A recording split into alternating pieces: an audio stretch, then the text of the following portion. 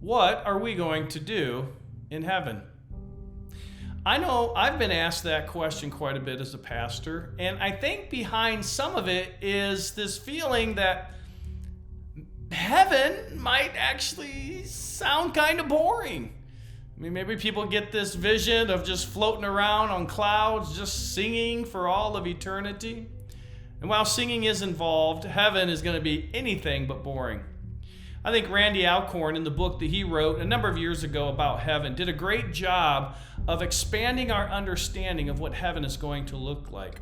In his book, he wrote the following: "For the Christian, death is not the end of adventure, but a doorway from a world where dreams and adventures shrink to a world where dreams and adventures forever expand."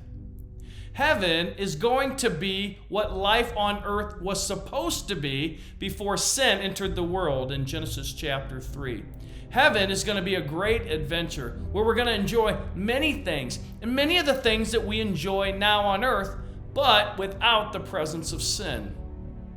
Scripturally speaking, there are at least 5 things that we're going to do in heaven. Number 1, we will rest in heaven. We will rest. Hebrews chapter 4 describes heaven as a Sabbath rest. That idea of a Sabbath day where we rest and we enjoy God and we enjoy God's people together. That's a description of heaven. It's going to be a time where we're able to relax and enjoy life, enjoy God, enjoy people.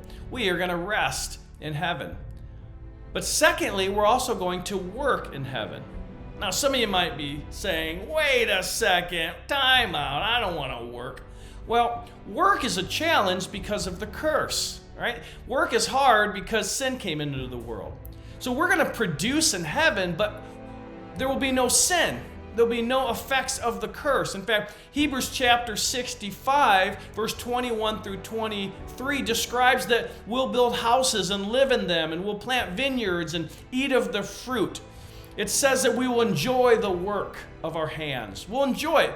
It won't be labor. It'll be a producing in a perfect, glorious way.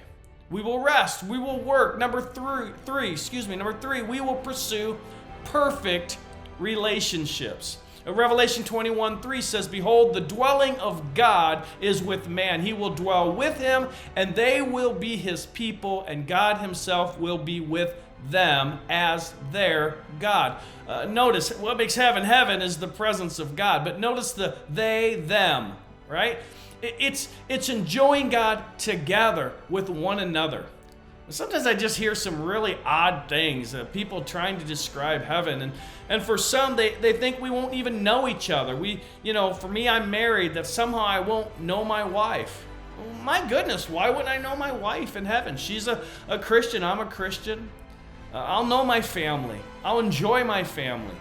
We'll enjoy relationships with other Christ followers, but without the absence of sin. There'll be perfect relationships, just like it was with Adam and Eve before sin entered the equation. So what will we do in heaven? We'll work, we'll rest, but we'll also pursue perfect and glorious relationships. And number 4, we will serve God in heaven. Revelation chapter 22 verse 3 says, "No longer will there be any curse. The throne of God and of the Lamb will be in the city, and his servants will serve him." We will serve him. How? I'm not sure. But we will serve him, and we will enjoy serving God in heaven. And number 5, we will worship God. Yes, we're going to worship him. And one of the ways is through singing. You read the book of Revelation, you'll notice when we get these pictures of heaven and descriptions of heaven, there is singing, there is worship.